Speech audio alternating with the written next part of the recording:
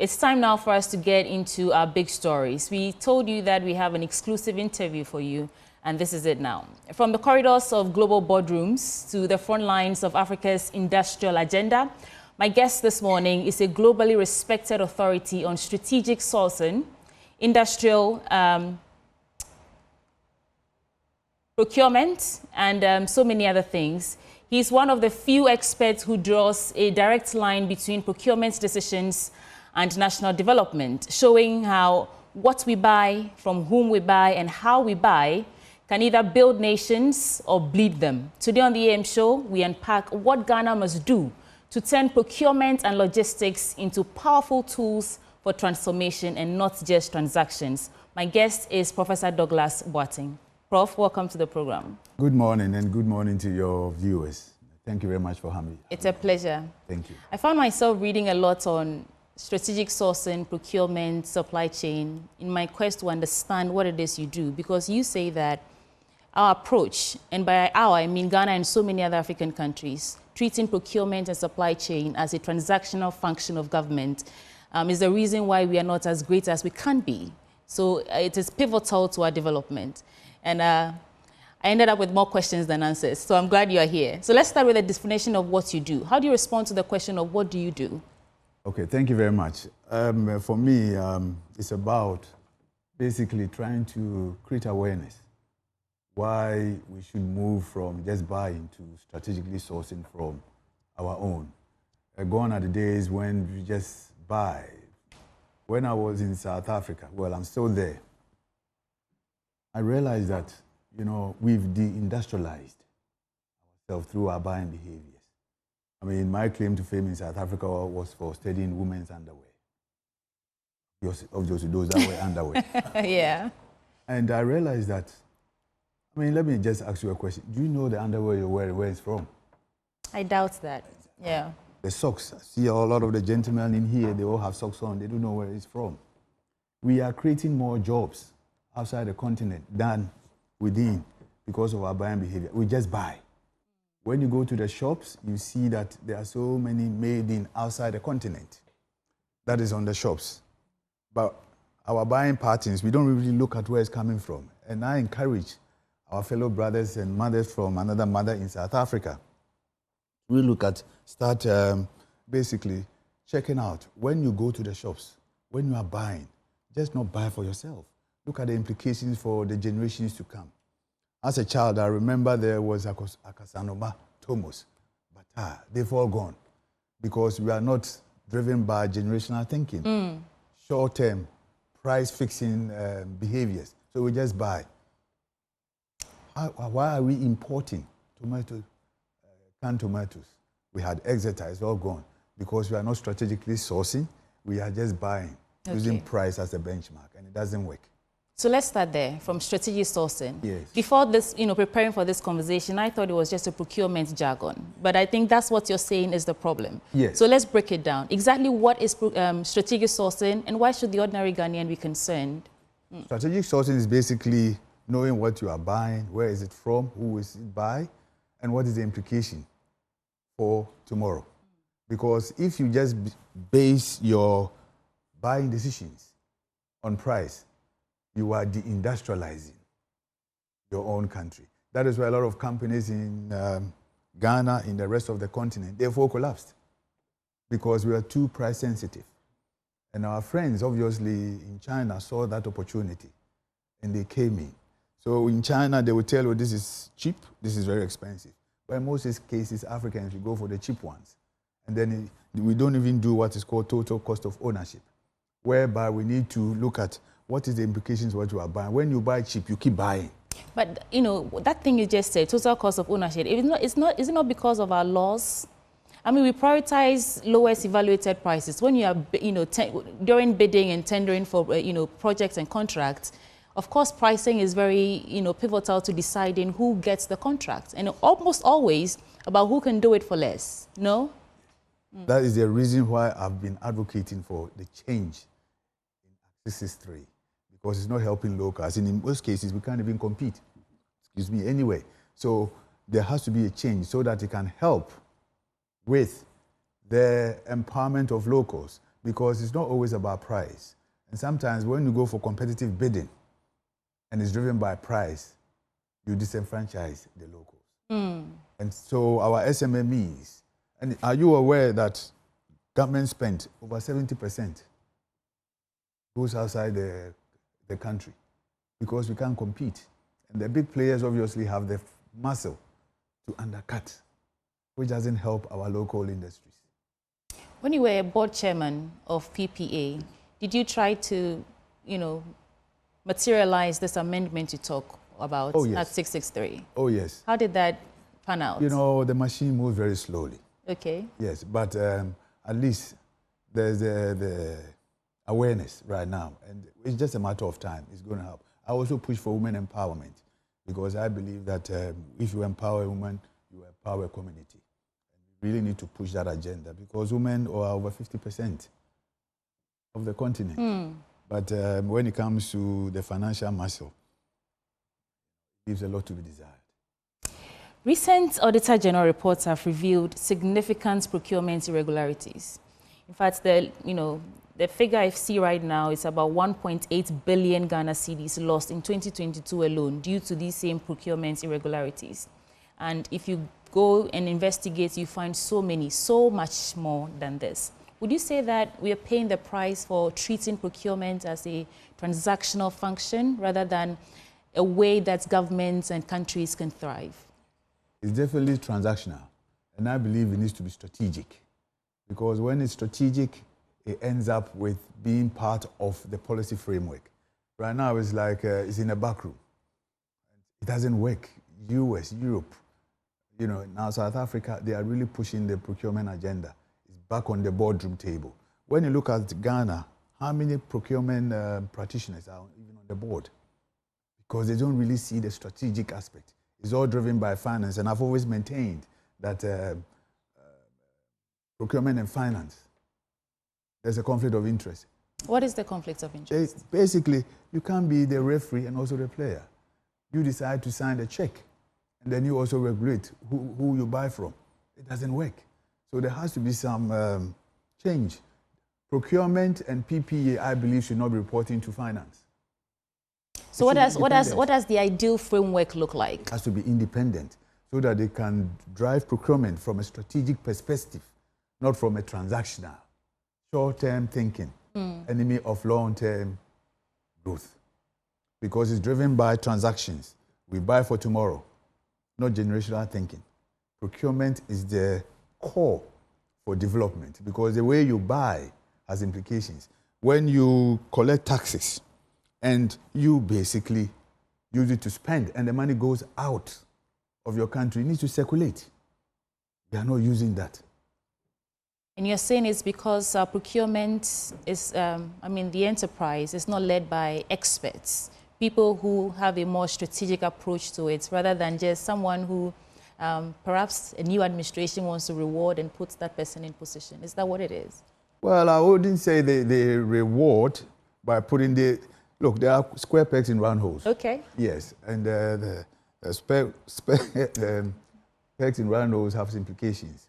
But we need to elevate procurement to the board level as much as possible. And also, it needs to be professionalized. There has to be an act regulated. Anybody can become a procurement practitioner. Can we just get up and become a medical practitioner? No, it has to change. So I've been advocating for that with the support of the PPA. And even the government, the current government, is also looking at that, which is a very, very positive sign. Previous date, the act was going to be passed, but unfortunately there was a change. Government which delayed. But both governments, the political parties, they see the need for there to be some professionalization of procurement, which would obviously help with the economic emancipation. We have political emancipation, but there has to be an economic one, and that one is a bit slow. But slow progress is better than no progress. So you think we are making progress? We are making progress. It's a bit slow, but we are in the right direction. Okay. The resetting the clock agenda is all part of the strategic intent of, I believe, the current administration. Why do you think we are still struggling with adding value to our raw materials before exporting? Despite some gains made, we still export cocoa beans, gold in raw form. What structural barriers do you see or do you think is the reason why, as we speak, in this 2025, Ghana is unable to refine its exports and make the most out of it? What are the barriers there? The unfortunate reality we face right now is industrialization. It's not about 4 5-year cycles. It's about generational thinking. And unless, of course, we look beyond the 4 years, we can never industrialize. If you look at the policies of most of the governments since 1970, it's all about, okay, we're planning for the next election. Industrialization takes time. You need to start it off. It's an investment, which takes a while to really start materializing. But every year, every 4 or 5 years in Africa, what basically happens is there's a change, and whatever was started is halted. You know, I looked at the Commander Sugar Factory, and for me, it was very, very sad what happened. If there was long-term thinking, believe you me, this sugar factory was a very good idea. But right now, it's caught up in all these election cycles and politics, and unfortunately, you know, we've all seen what has happened. So, should multinationals be compelled to source locally? Because often we are in a hurry to give them the raw materials and they go and find skilled labor and everything else and refine it outside. So when they come to us, should we compel them to source locally for the, you know, the skilled experts, the people who can add the value and do everything here before they take it outside and go and sell? You see, is that a way to go, you think? It is, but you see, in life, if you don't know what you want, somebody will decide for you what you want or what you need. In our case, do we have the framework? Is it tight enough to encourage the multinationals to source locally? For me, from an objective point of view, we haven't. And it's because of this 4-year industrialization cycles instead of generational industrialization cycles. We need to decide what is it that we want. China plans 50 years. We plan 5 years. Well, we have the National Development Plan. We have so many plans, you know, of how we think Ghana should be and look and how we govern in the next decade or so. But it never really amounts to much. I mean, so is it a problem that the plan is not as good as it should be, or it's just, like we always say, implementation and enforcement problems? It's more the implementation and enforcement, because our plans, some African countries have taken it and made it work for them. It's all about implementation and having the real power and determination. Say that what I've started, I am going to see it through. In our case, we started, but do we really see it through? So we need to really be determined.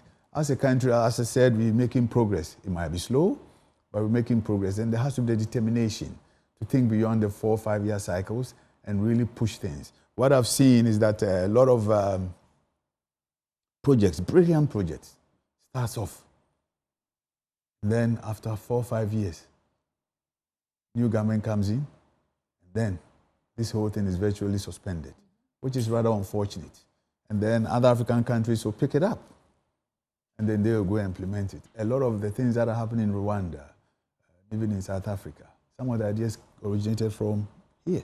I've seen it. So share some with us. I know that you're Africa's first appointed professor extraordinaire in supply chain and procurement and all that. So what have you seen in other African countries, perhaps the idea might have generated from Ghana, that you think we should be emulating at this point, which should be like the catalyst to speed up our quest for industrialization? What have you seen? Let's take simple examples, juices, and even avocado in Limpopo, South Africa. Now they are going to convert avocado into cosmeceuticals. We've been pushing the agenda in terms of, they have 3% of the global market. Let's convert it. Let's not just export the raw avocado.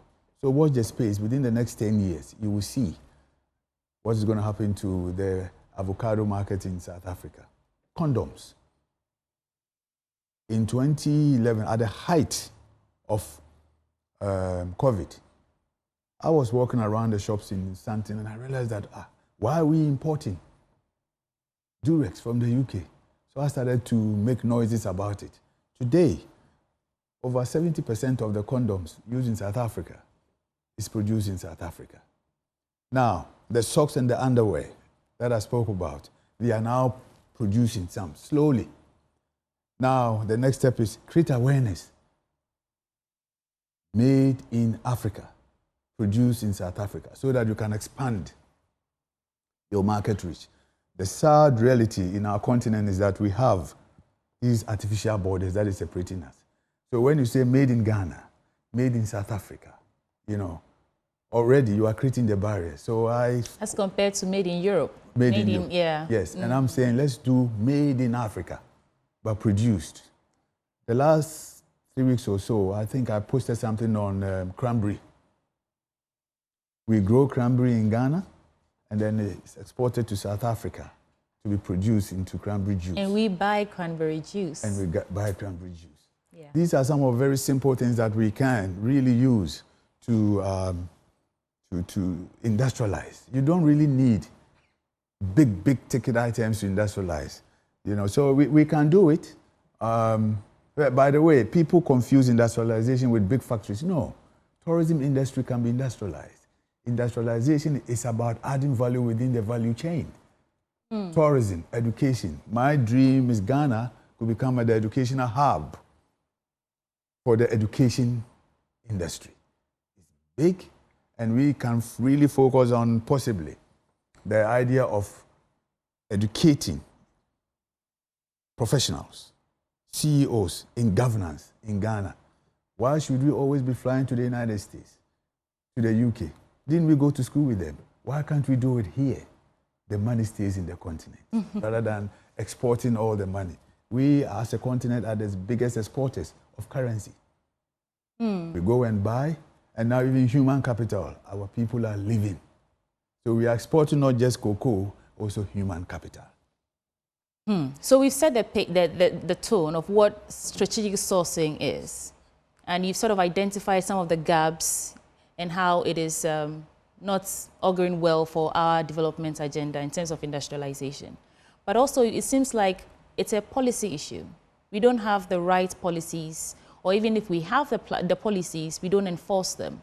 Do you think this is something Parliament should take over in terms of enforcing or legislating procurement quotas? Should Parliament step in and say that we are not importing, for example, socks anymore, so we sort of source locally manufactured socks? Is that something that we should look at holistically from Parliament, like legislative backing for I believe industrialization? You're right, Madam Sweetie. I believe we should not be apologetic stopping certain things. Why should we be allowing people to import toothpick? It doesn't make sense to me. Why should we look at the Akosombo textiles? Why shouldn't government say, okay, all schools you'll be wearing, you know, textiles from Akosombo textiles? We should not be apologetic about these things, because if we decide to open up. I'm not against competition, but it has to be a level playing field. We have to force some issues.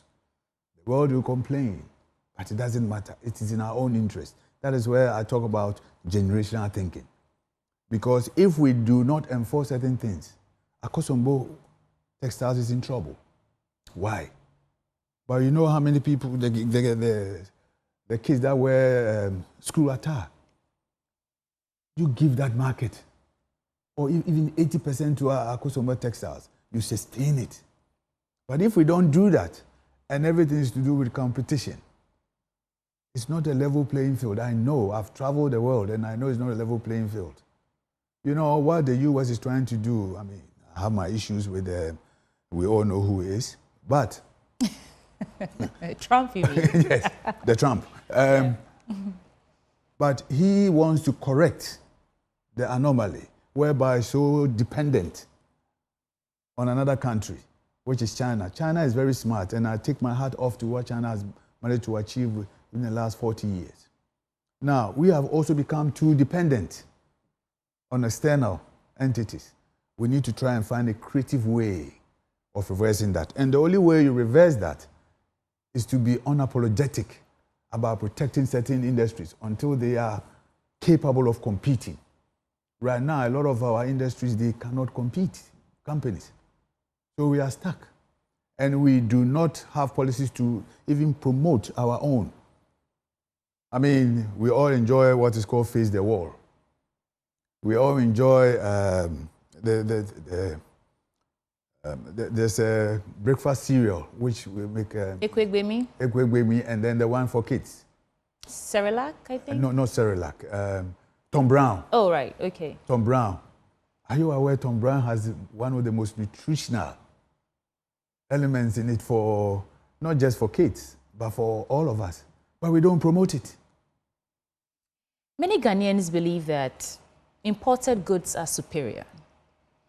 And so if you are presented with the option of Tom Brown packaged from some European country versus the one that's, you know, Atamame from the back there has not done for you, you definitely go for the one that is well packaged from Europe. Yes. Where do we start to reorient the Ghanaian to start patronizing the ones that have been made here? But it's also because we don't make it attractive enough, I think. Exactly. You hear people talk about Ghana rice, and then you go and buy Ghana rice, and in truth, it just doesn't taste as good as the foreign rice. Okay. Or is it a matter of an acquired taste? An acquired taste, and also it's the mindset. When you have in-your-face marketing, the media, that's where the role of the media. Okay, let's talk about that. When the media really start aggressively marketing our local products, the mindset will start changing. The acquired taste will start coming. People will start accepting this product. Right now, we don't do that. We know cornflakes. We don't know Tom Brown. We know Weetabix. We don't know Tom Brown. And I know Tom Brown is good for the body. Now, unless we start basically aggressively marketing or creating our own brands through women, we are not going anywhere. You don't think we're doing enough in that regard? No. No. Because let me give you a simple example. What made Gucci powerful is women. The way they adorn the bag and the dresses, yeah.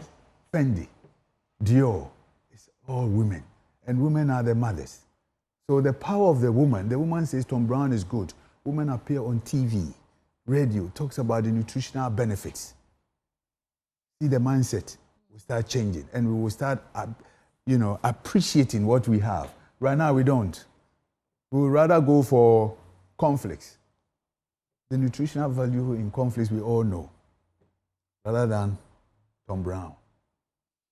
So in terms of using this way of thinking and approach to buying what we buy and how we buy and where we buy from, how can we use this to confront governance, corruption, policy failures, and the rest? Because when you look at so many, controversial, did I call them sagas? You have the JIDA, ambulance. There are so many scandals that come out, and at the root of it is procurement, right? How do we use this way of thinking? How can Ghana reform its systems to curb, especially systemic corruption, using this approach, this way of seeing procurement, not just as a transactional function, but a way of governance? How do we start to use that to change our narratives with corruption? The root cause of a lot of these unfortunate realities that we are faced with, it's not necessarily procurement, it's greed. Greed. And our society has become so materialistic. They want to be rich like yesterday. That doesn't work. And it all comes down to the mindset. We all have a turn in life.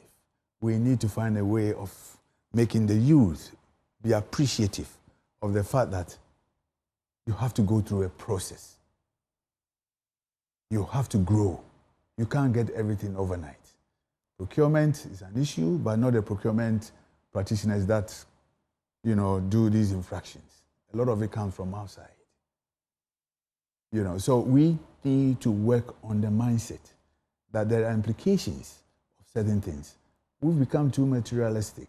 The morality in society, we are losing it, and we need to go back to basics. Prof, I believe there's the moral arguments we can make, yes. But then there's also the structural, systemic, safeguards we can have, yes. in order that nobody can just get up and go and give a contract to somebody, and yes. then 10, 15 years later, yes. we're asking questions that we should have asked in the beginning. Yes. So is there room? your way of seeing procurement and supply chain actually holds space for our quest to eradicate corruption, even if not completely, reduce some of the scandals that we keep grappling with. Is there space for that? There is space for that if people are prepared to take responsibility and be accountable.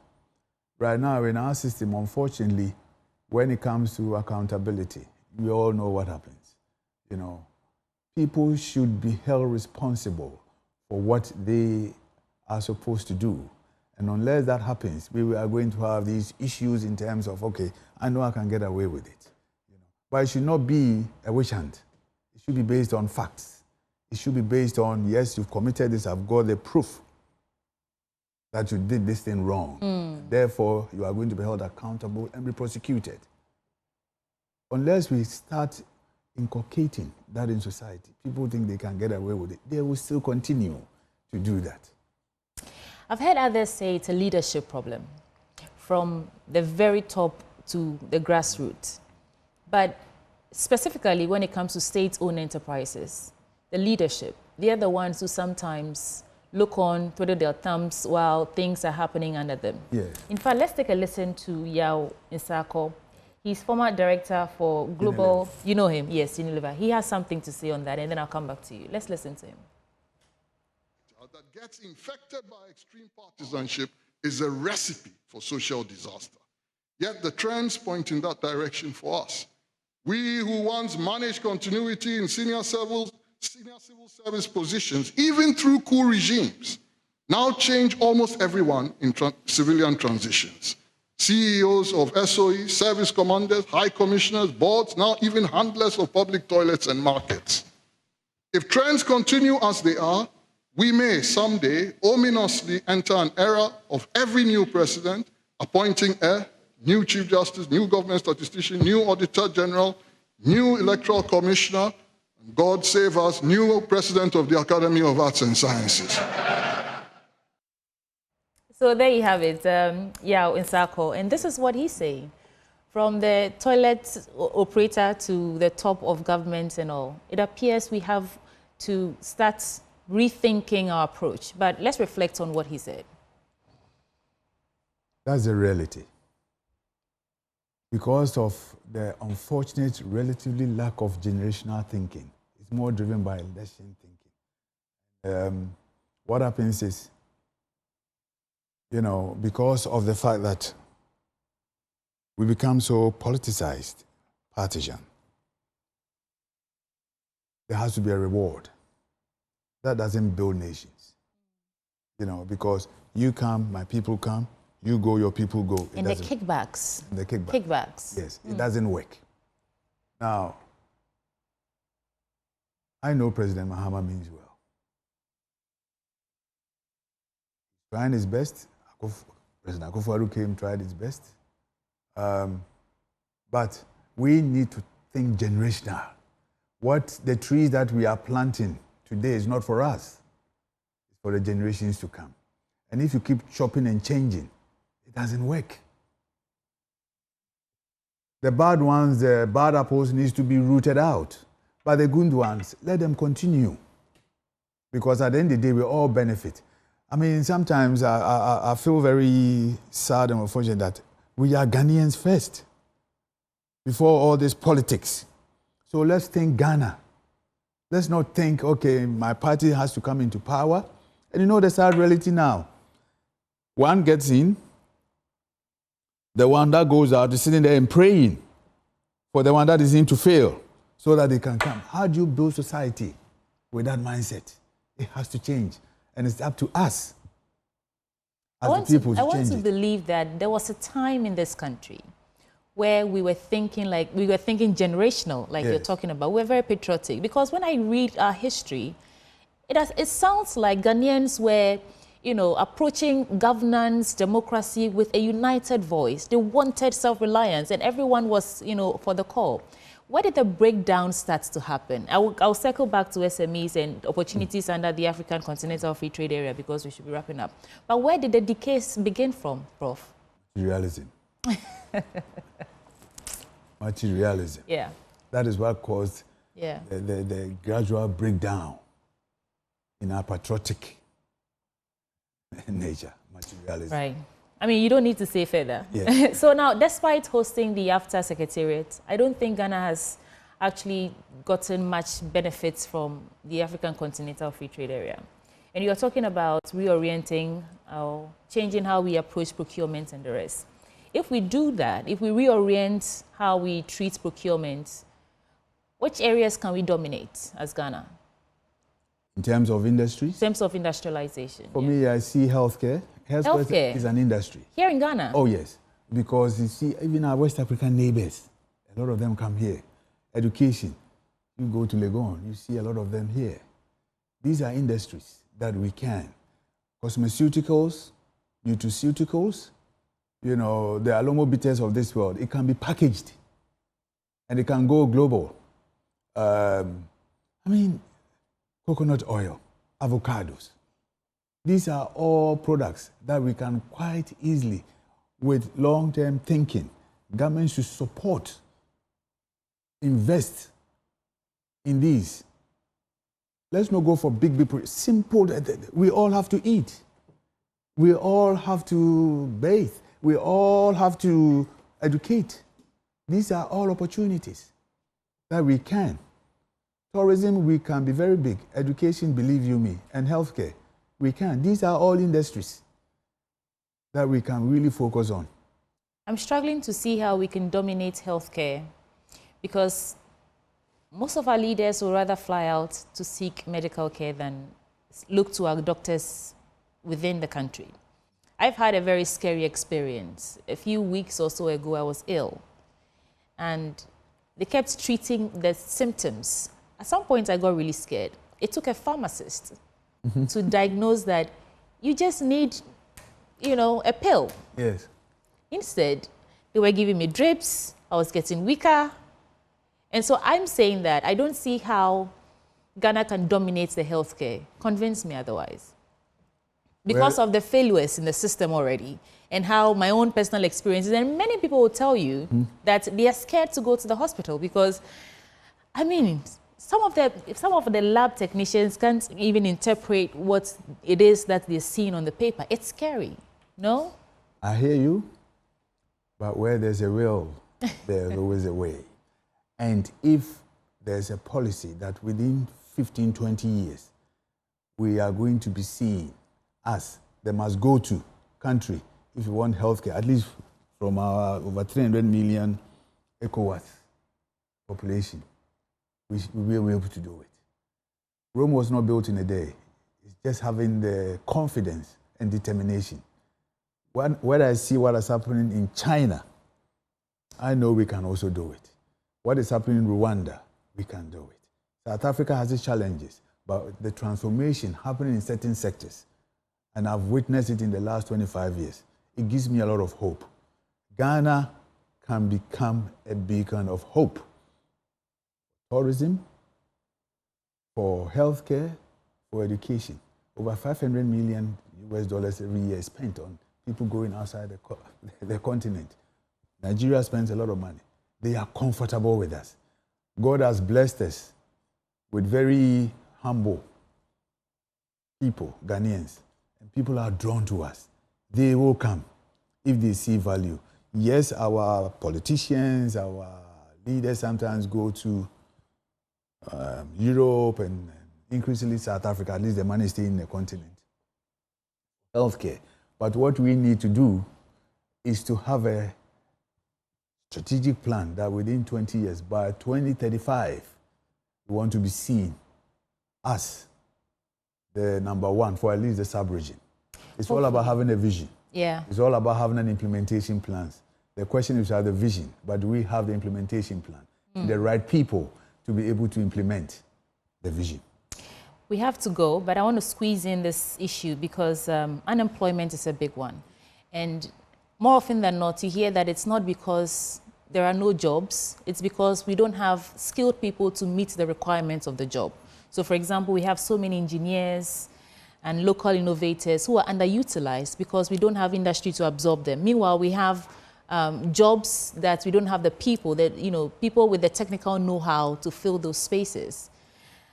should procurement budgets include dedicated funds for innovation pilots? And I'm asking because I know Kenya reserves 30% of procurement for youth and women. In Ghana, well, you know the story. Is that something we can emulate? And how can we start to change that as well? So that the graduates we're churning out can come out and create something for themselves, or the industries that are popping up can actually find the skills they need to flourish? There has to be stronger collaboration between industry and academia. That is what, unfortunately, is missing in our beloved country. And one of the strategic plans which I have is to try and bridge that gap. It's not going to happen tomorrow. It takes time. You know, it's like a factory. You produce things that the market don't need. Eventually, what happens? Collapse. That's why I'm saying education is also an industry. We need to find a way of the products that are coming out, the graduates, they have to be fit for purpose.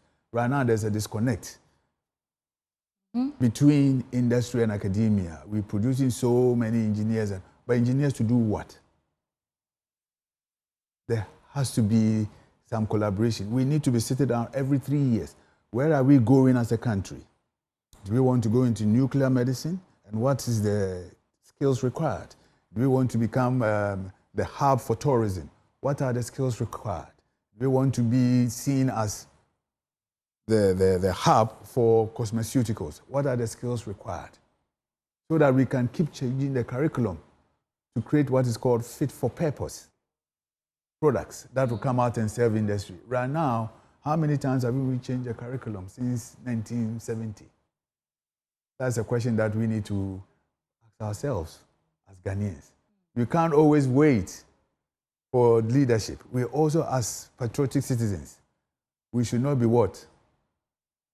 Spectators. We should be citizens, not spectators. Yes. My final question, this Yes. time I mean it. Yeah.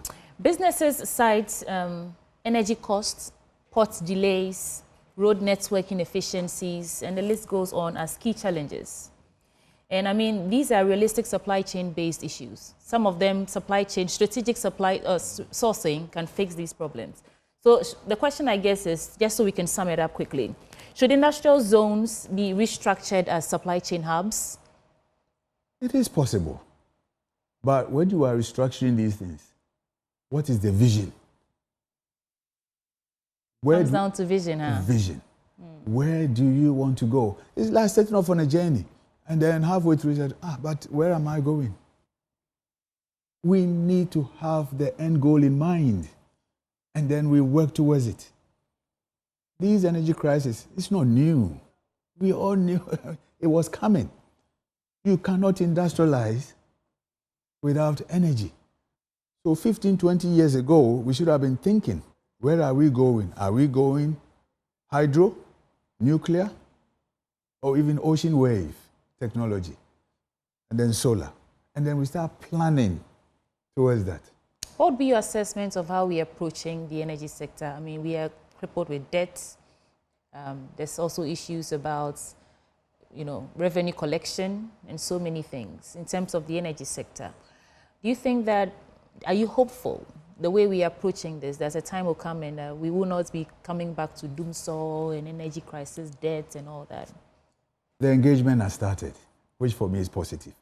At least when you realize that there's a problem, that's a very good start. So the engagement has started, and the next year or so, I'll be hoping to see, a plan of action. They can't solve this problem. The current government cannot solve this problem within 4 years. No, it's going to take time. I know the sector, and I know it cannot be solved in 4 years. Fortunately, this administration will begin a plan. The next one comes, and because they want to take credit for whatever it is, and they start then they start all over. I hope it doesn't happen, because enough is enough, and the citizens are now fed up with this stop-go type of development. It's not working for us. And the politicians also suffer. They should always remember that they were citizens before they became politicians. And then they will come back to join us. They should always remember. So much for joining us this morning. I appreciate your time. I want to give you 1 minute to give us a wrap of your thoughts on exactly how you think that supply chain, procurement, strategic sourcing can be the pivot or the catalyst for our development agenda. There's a camera right there. Okay. My fellow Africans, I believe that we have reached a tipping point whereby we really need to reflect on ourselves. Without supply chain management, without procurement, we are going nowhere. Please, let's not think Ghanaian. As an unapologetic Pan-Africanist, think African. Your market is 1.3 billion people. When you think Ghanaian, your market is only 33 at best million people. We need to think generational. We need to think that somebody did it for us. We can also do it. The skill sets are there. Let's stop putting square pegs in round holes, because at the end of the day, we all suffer. Please, the future looks good. Our best is still ahead of us. Stay inspired, and God bless you all. Thank you very much. Professor Douglas Boateng there, social entrepreneur, and globally respected authority on strategic sourcing, industrial procurement, and supply chain transformation, and Africa's very first appointed professor extraordinaire in supply chain, procurement, and everything in that sector. Thank you so much for coming. Thank you. Thank you.